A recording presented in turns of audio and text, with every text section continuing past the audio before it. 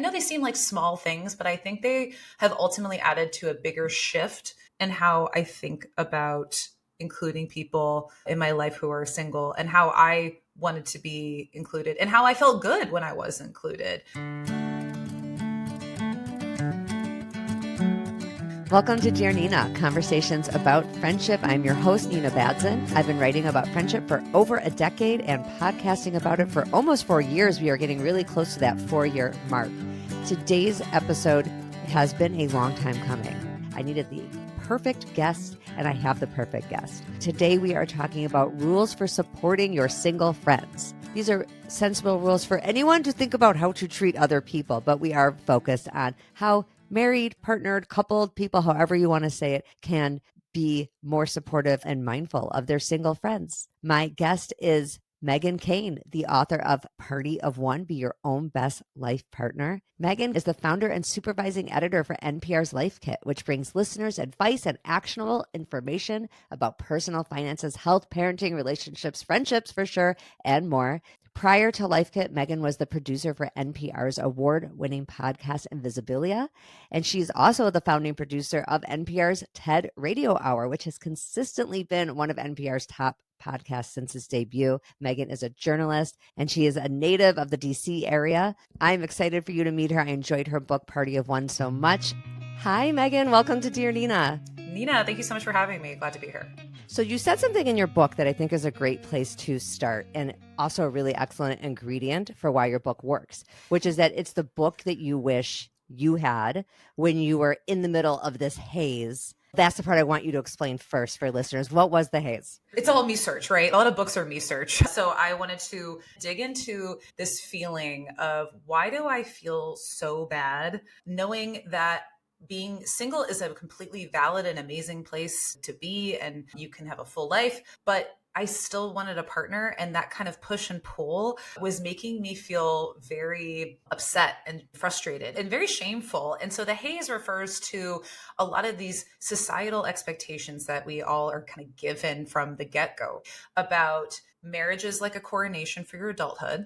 That's what you should be driving towards. Even if you don't have someone in your life who is really pushing that direct narrative of you need to be married, why aren't you married? It kind of still seeps in where you're like, oh, I see friends coupling up. They're getting to go on trips that maybe I don't have access to, or they're able to afford a house. So there's still all these signs around you that marriage and partnership is where your life should be driving towards. And for me, the haze was very claustrophobic of this feeling of I should be married. I should be with someone. I should have a partnership. There's nothing wrong with being married or wanting connection. It's very natural. But I think the part where it feels harmful is when that's your sole focus. And it was mine for a while too, because it is really easy to look at the thing you don't have in your life and be really focused on that and ignore the rest of your life. I had a good job. I had a good apartment. I had good relationships, great friendships. I knew I was overall happy, but it just felt like this big crater was in my life. And I was so focused on that. I describe it like haze because I want people to know that it's almost like fog, where when you're in the middle of it, it feels very all consuming. It can feel dangerous. But as soon as your head is outside of the fog, you're like, oh, I see so much clarity here now around me. And all I had to do was kind of poke my head out. I think that's what your book does really well, especially, and obviously we're going to get to rules that married or coupled people, you don't have to be married, but people in any kind of couplehood could follow to be more mindful of their single friends and more welcoming. Before we get there, I also want you to talk about the beginning part of your book where you focus a lot on what you call singlism. And I think it's important to get some of those points out because it really is the context for which people who are in a couple could be more thoughtful. That's part of the haze, I think. You're stuck in these stereotypes, other people's stereotypes. And maybe if you're single, you have taken some of those on, to your point, because even if the family you grew up in was careful not to give those over. Another thing I would think about that in life is like weight. You know, you might try so hard as a parent. I know I really try as a parent not to give over all the stuff that I grew up with in the 90s, but it almost doesn't matter, especially with social media, these stereotypes that are very real. Whether people said them to you directly or not. The propaganda machine is that strong, right? Yeah, you're totally right. Even if you're not pushing the, low-fat SnackWells or whatever on a kid, they are going to see people favoring thin bodies. And the same thing happens with singlism. Once you kind of see it, it's kind of hard to unsee. And singlism is a term that was coined by this researcher, Bella DePaulo. She's kind of pioneered a lot of really amazing research about singles. She describes it as this systematic marginalization and discrimination against singles. And it can happen at a policy level, how we treat singles when it comes to healthcare and housing and taxes. But it also happens on a very day-to-day level at work. A single person being asked to stay late or work a weekend when a person with children who's married gets off the hook. Or even just like in your day-to-day life where people assume you might be lonely or pathetic or sad, and all these negative ideas of a person just because you don't happen to be in a relationship. So singlism, it's something that as soon as you see it, you're like, oh, wow, all these assumptions. When married people sometimes are with their single friends, I think single people in general can just be seen as a problem to be solved. If that's the setup, then of course, people who are partnered or married are going to think, well, I could set you up with this person, or, oh, I wouldn't set you up with that person. You're way too good for them, like a piece on a chessboard for them. And they're trying to win the game for you. And did you even ask me if I want to get set up? Like grabbing the phone and being like, oh, I never got on Tinder because I met my husband before then. Let's see what this is like. All these ways that married people or partner people think they're kind of engaging with their single friend's life, but they're really being condescending, even if they don't know it, because they're seeing the single person for only their relationship status rather than themselves as a whole person. My whole beating of the drum is seeing someone as just a full human being is actually just going to be better and kinder for everyone, including the married person. Yeah. No one just wants to be seen as married. Or a mom. That's what makes me think of, so it's good to hear a perspective on this show from both. I was very young when I got married. I was 23, which is very unusual. And I did not plan on that. It's not like I went to college and said, oh, I'm going to get married like a child age, No, right, I have nieces now and cousins who are that age. And I look at them and I'm like, who let a person do that? I don't know, but I did it. It worked out. We have 4 kids. But I also have a very robust career that I feel like very few people ask me about. Yes, exactly. Always about the kids. That's what I'm getting to. It is always about the kid, especially now that my kids are a little older. My oldest is 20 down to 13. And the questions are college admissions, people really interested in whether they're married, not married, whether they have kids or not kids. Everybody's interested in college admissions. That seems to be like at this point in my life, the topic. And it's so interesting. It's like all anybody talks about to me. No one is one thing. Novelty is the spice of life and variety is the spice of life. When someone asks you anything else, it's like, oh, wow, yes, of course. I would love to talk about that. It's good for everyone to just kind of unlock different things to talk about and be interested in our friends because, well, one, it's just more fun and more interesting. And 2, it helps everyone else feel like a more complete whole person. You bring up a point in your book. I had Dr. Marissa Franco on my podcast as well. One of the quotes you had from her, I would like to read it. So the point you're getting at here, and I don't remember exactly where it falls in the book, but it is about the reality of when somebody has a change in their life. Yes. So perhaps your friend did get married or have a kid. There is going to be some change in how much you see each other and how that's going to work. You wrote, just because a friendship changes doesn't mean it's spoiled forever. Franco urges people to look for mutuality in a friendship, especially when riding the wave of change. That means thinking about both your needs and your friend's needs. Then figure out whose needs are more urgent right now and see if you are willing to be flexible. If you're willing to meet your friend at her home after she puts the kid to bed and it doesn't cause you to feel resentment later, then congrats. I love this. You are maintaining a friendship. If there's a commitment to reciprocity from both parties, just maybe in a new way, that's a friendship transition success. And I'm going to say one more thing about that before I let you talk, because it is like leading us to how married friends can support single friends. And this one maybe is the flip. If a single person could do something that might help ease that early time. It makes me think of my very, very first episode. And that was 140 some episodes ago. Mm-hmm. My mom was my guest. And my Aw. mom, yeah, she's the best. And I've quoted her a lot in my friendship column. She's very wise. She just turned 80. The episode was about a friend who will only text. And what do you Oh, do about, mm-hmm. maybe you want to have a phone call sometimes, but this friend, just for whatever reason, maybe it's anxiety or whatever, that friend will only text, because people write to me a lot. They write me anonymous letters. And so the person was writing about how I don't want to just text. I want to Right. be on the phone. And then what do you do when you're in this impasse? It's, to me, it's sort of similar, this idea of whoever's needs are stronger. And my mom was very calm about it and was like, if that's what that friend needs more than I need to call, because my mom's more of Right. a call person, I let the friend win. Whoever needs it more at the moment. And I liked this point in the book about that can change. Yes. Yeah. It's dynamic, right? Yeah. I think there's often so much talk and assumptions about how boundaries work. Well, this is what I need. This is what you need. And then often they're treated as almost like a zero sum game.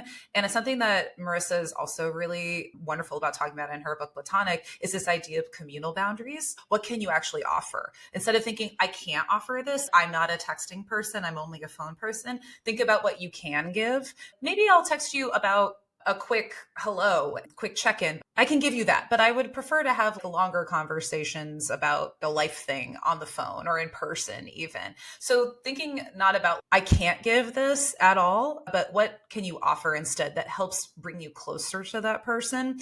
I also think there's just like this assumption, and I think women in particular, this is completely hearsay maybe, but from my own life, I think that the only types of friendships that are seen with women in particular as the best friendships are the ones that are so deeply close and you know everything about them, you spend all your time with them. And as you get older, that gets harder to maintain. So then you automatically feel like you're failing friendship if you don't have this extremely close friendship. So of course, things like kids or a job move or moving across the country is going to throw that dynamic for a loop. So I also think mutuality comes in having a broader definition of how you can have friendship, because change will always happen at every stage of life as much as we don't want it to. My best friend moved years ago from DC to New York. She used to be a block away and now she's several hundred miles away. I feel like we were just really intentional about keeping up on the phone, seeing each other, having a commitment to each other and giving what we could and riding that wave rather than just being like, well, this isn't happening anymore. So this isn't to say that the single friend always, coming back to that, needs to be the person who shows up after bedtime, right? For the kids. Absolutely. I also write in the book, if you're that single friend, if you have a birthday and you really love your birthday, it's like, hey, I would really love to do something special for my birthday. I know you have the kids in bedtime. Any way you can get coverage, I would love for you to come out. It would mean a lot to me. Expressing when something is really important to you. A lot of good TV and movies, I feel like, would just be solved if people just talk to each other. I feel that same way about friendship, right? So true. Oh my gosh, you Yeah. preach. Yes. Yes. It's just like, just Say have a quick what you conversation. need. Yes. Yeah. And I often find that zero conflict relationships and friendships can sometimes be pretty surface. Having healthy, constructive conflict is the stuff that can bring you together, even if it's just a uncomfortable conversation. If that's the most conflict you have, I think that's still great, right? Such a It can give you what gift. you need. Yeah, You're exactly. giving, actually, I think Marissa said this too. You are giving a gift Yes. to your friend by offering them the chance to show up for you in the way that you have stated. And this is my favorite quote. I know you're going to like it, related to what you just said. I had an educator on my show, Ruchi Koval, and she's written a lot of fabulous books. And she said something along the lines, paraphrasing, there are people who you never have conflict with, who never annoy you, you never annoy. And those people are called acquaintances. Oh, yep. Of course, you're going to have had conflict with your close friends. The people, who never ruffle your feathers, you don't know them that well. Exactly. And they don't know you that well. It to be known is a very deep, beautiful thing. Why not open the door for that in your life? Let's get to the rules. So you don't have exact rules in the book, and it's not like that. It's very nuanced about where married people, couple people can show up better for their single friends. We've talked a little bit about both sides of it, but I actually really do want to focus on where the people who are coupled up can show up better, because I have definitely heard from listeners who feel that that point of view has not been represented enough on the show, and it's totally fair. And like I said, I'm not doing that on purpose. I've just been married so freaking long. Right. I'm trying to be intentional about making sure that that point of view is really represented. And you've mentioned to me that you are in a relationship. It's even more deep for you that you can see how a person can show up for their friends who are not in a relationship. I wrote this book kind of at the tail end of a long bout of singleness. I'd been single pretty much my whole adult life up until my mid 30s, which I know for some people might sound very long. For some people it might sound very short. It felt long to me, let's put it that way. And I just by happenstance happened to meet my boyfriend, my partner, while I was in the process of selling and writing this book. What happened was, as I was writing about singleness and really just skills about how to be in a relationship with yourself, I was like, oh, these are still skills I need as a partnered person. The relationship got more serious. We moved in together. I was telling him, we got to be really good to our single friends. We have to be extremely intentional about that because I know better, way better now. And because I lived it too. So we have, a few rules. One of them is that I don't ask my single friends about their dating life until they bring it up to me. Now, this might depend on your friend and if they're even dating, etc. But I just find that my friends who are actively dating, who want to talk about it, will bring it up. Even if they do bring it up, my other kind of sub rule is I really don't give advice unless I'm asked explicitly by that person. To the point now where I have girlfriends who are like, I am asking for advice. They know my rules now.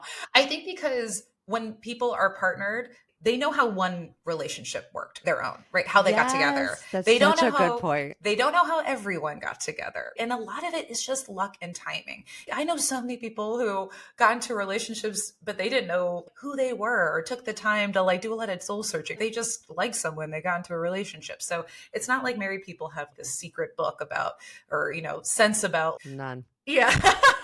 I'm a fully evolved person now. I say don't give advice because I think sometimes it can come off as really disheartening to the single person. You don't really know the realities of dating right now, depending how long you've been married or with someone. You don't know the kind of long stretches of sadness maybe that can happen, or the long stretches of complete joy because you're maybe dating a lot of people or not dating a lot of people. So I pretty much just wait for someone to bring up their dating life. If they want to give me an update, I'm very affirming. Unless there is something where there's a true red flag, I don't really give a lot of advice about, well, you should do this, or a lot of the back and forth about should you get involved with this person, not involved with this person. Because honestly, what I find is most people are going to do what they're going to do, especially when it comes to dating. So It's like kind of doesn't really matter. And then I also say another rule is to not treat your single friend's dating life like entertainment. I think a lot of people will be like, oh, we've been married for so long. They think it's like maybe almost a compliment to be like, tell us about your crazy dating story. Tell us about a really bad date you went on.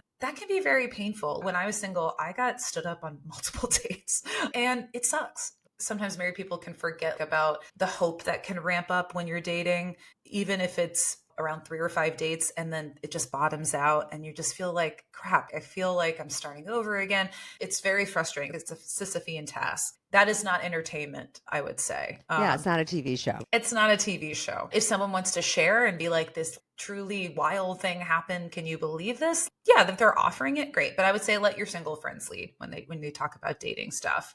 So that's kind of a lot of don'ts. And so let's focus on some positive, right? Some do's. I would say celebrate your friends. Do celebrate your single friends. Remind yourself that even if they're not getting married or maybe having kids, or maybe they are having kids on their own, make sure that you help them celebrate the seemingly smaller wins, but that can feel very meaningful. They got a new pet, amazing. They got a promotion, or they're working on a writing project. They have a painting in a local show. Celebrate them and let them know. I have a friend who's really good about every time we hang out, she texts me right after being like, it was so great to see you. I'm so proud that you did this.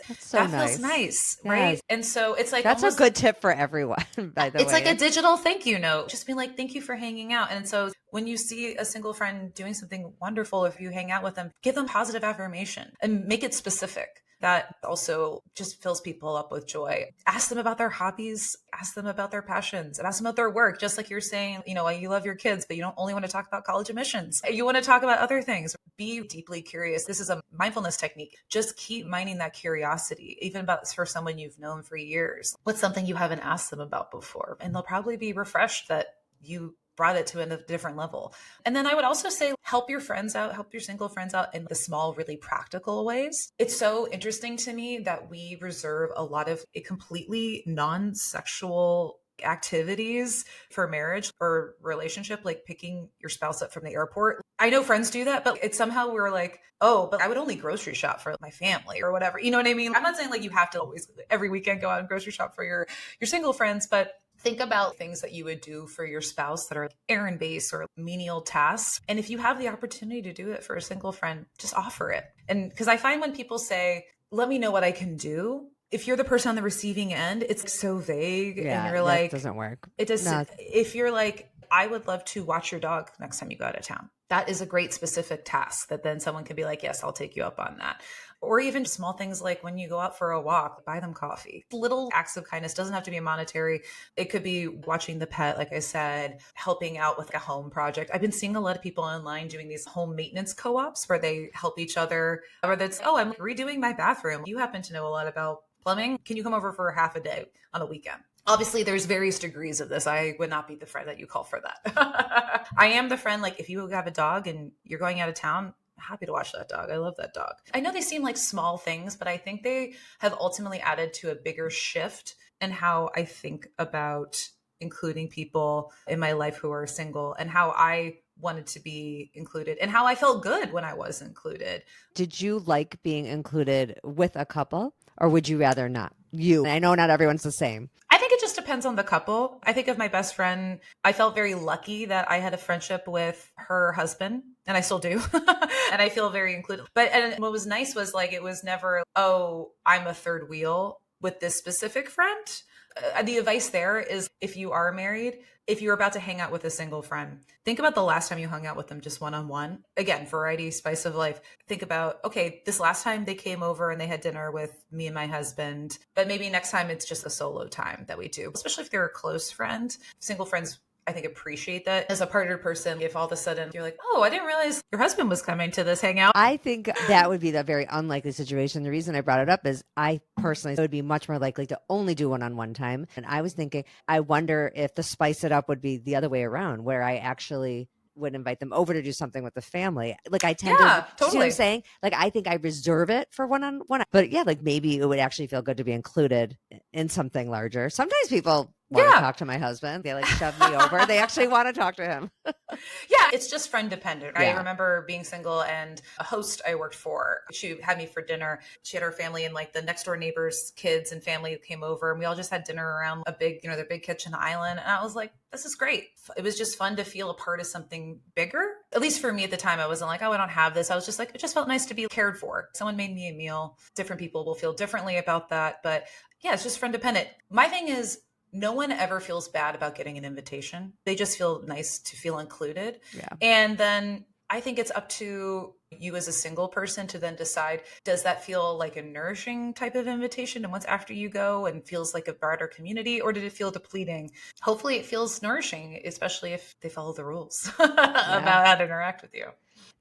I don't want to skip over any rules, so we'll go back to more if you had more, but I don't want to forget that I think this is less about married and single and more about having kids and not having kids. Those aren't always the same, right? Right. I think there is something that people who have kids that I hear from in their 50s and 60s, it tends to be more so, can really learn from people who didn't have kids, which is to prioritize their friendships so that when the kids are out of the house, they don't all of a sudden go, oh my gosh, my whole life has been on the bleachers, sitting, watching the kids play sports, and that's who I hear from a lot, Megan. Their kids are gone now, and they really feel like they have no friends, and they don't know where to start. And I have lots of ideas how people can start. We don't even need to go there. I have 1,000 episodes about that. I think it is something that people with kids can learn from people who have had a wonderful, robust adult life without kids, is that they didn't wait for any certain special time to prioritize friendships and to make friends in different ways, not just because you happen to be in a place where people who also had kids the same age. Some adults who revolved their lives around the kids missed that social muscle for 2 decades. Oh, completely. I feel very lucky that I grew up in a household. I'm an only child, and I didn't live close to a lot of people my age. We'd have to get in a car. I couldn't just run over to someone's house, But my parents had a lot of dinner parties and a lot of people over for barbecues and stuff. So we were always having really big gatherings, even for a small family. And I just saw examples of how my parents had all these different types of friends in their lives. And we would just show up to things because it's like, well, this is our friend. Like we were going to show up for the friend. That modeling really helped me think there's a lot of different types of relationships. Things will always change. For instance, I don't like the term empty nest. I think it's a little Yeah, do you notice I did not use it? I didn't Yes, say yeah. Gretchen Rubin is trying Open to door. open door. Yes, Yes. exactly. I'm a Yes. Gretchen fan too. Yes. She's also been on the show. Yes, she's wonderful. What single people do understand is that you do have to be creative about your community. Things kind of shift and change always. What that will help you navigate the change more, I think, in general. And I think if you are in a place where your life is less traditional, I think you are forced to think about what is a family and how do you make connections. And then I think that helps you ride the waves better. And like, how do you spend your time? That there are things you might have developed already by the time you're in that decade of life. I'm thinking 50s, 60s, because that's who I'm hearing from who are at that stage. And there's nothing wrong with being at that stage. And for the first time, you're kind of look up and you're like, I have all this time. What do I want to do with my time? But it's something that maybe if you're in your 20s, 30s, 40s, you can learn from people around you who are already doing that. There are people in your orbit perhaps who already have put some thought into how do I want to spend my time? Like you said, if it's a less traditional setup, and there's a lot to learn from that. Well, one thing I'll say also about that is that I learned from Marissa Franco also is look for fellow transitioners, people also going through a change like you, who are also have kids that are now in college or out living out on their own. Those people are usually hungry for new connections. In terms of singleness too, I mean, that's how I started becoming really close with a friend of mine who I hadn't seen in a while. And I was like, oh, how's your boyfriend? She's like, oh, we actually broke up a while ago. And I was like, oh, but you're single. And we ended up hanging out so much that summer and really bonded. I like that story a lot in your book because it spoke to something that I probably spend 80% of my episodes talking about, which is making a move. There are moments in your book where I was like, yes, somebody has to say Platonic something. courtship. Yeah, exactly. Yes. The long story short is this is a coworker friend of mine who I saw at our DC public pool one summer. And I was like, oh, I should go say hi to her. It could have been easy for me to be like, I'm not going to go say hi. But I said hi and we struck up a conversation and I found out that she was more recently single. And I was like, let's hang out more. And we did. And it was great. And we became much closer as a result. I became friends with another one of her friends and vice versa. I love when friend groups become friends with each other. Yeah. And it just kind of expanded my world. And I felt really grateful that she was also receptive. She was fresh off a breakup. I was less so. I was more in the perma-single state at the point. But I was like, oh, you would be a great person to fold into my life right now because we're kind of in similar stages. But it really rested on you doing something. No wishing, no hoping, wondering, oh, I wonder if she would be receptive. You just have to try. Not everyone's receptive. We both know that. Yep. You and I agree on a lot of things and also on what reciprocity might look like. I talk about that a lot. And you mention it in your book too. It will change what you can do for someone, what someone's going to do for you. Before we wrap up, were there any other rules that I cut you off of? I didn't mean to. I got no, so you're excited. Good. I would say it's less a rule and more something to remind listeners of, which is that research shows that single people often have more social ties than married people. And I think that it's a good thing to remember because there is such a myth and stereotype that single people are lonely. I would say in my experience, they're mostly lonely because they're human, one, looking for connection, and two, the unnecessary shame that gets put on single people. And kind of like we were just talking about, single people, I think, often have more social ties because they're kind of have to be creative about how they think about connections and relationships. I think when everyone reduces the shame around singleness, it helps everyone. It helps married people if there's a death or your spouse wants to divorce all of a sudden, or, there's so many ways. Marriage is not a guarantee either, right? If you are in those situations, it will be hard, of course, but you'll be better suited if you don't have all these assumptions about what singleness is. It will feel a lot easier and smoother if you think of yourself as just someone going through a life transition rather than I am a bad, sad person just because you don't happen to be in a relationship. I really do think that being more expansive about how we think about partnership and diversifying our social connections is just ultimately much kinder and easier for everybody.